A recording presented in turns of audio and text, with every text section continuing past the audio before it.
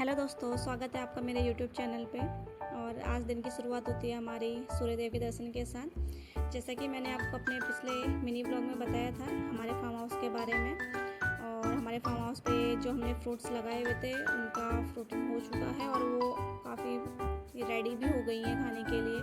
वही देखिए, जैसे कि लीची, चीकू, कटहल, नींबू, आड़ू, अमरूद, काफ़ी कुछ हमने लगाया हुआ है। ये है कटहल और काफ़ी कुछ हमने लगाया है यहाँ पे।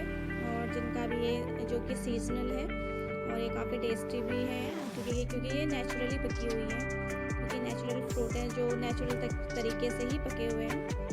और हमने हमारे फार्म हाउस पर कुछ ये गाय और भैंस भी रखी हुई हैं। और इसी तरीके से हमारे गांव के लाइफस्टाइल देखने के लिए हमसे जुड़े रहिए। और इसी तरह मैं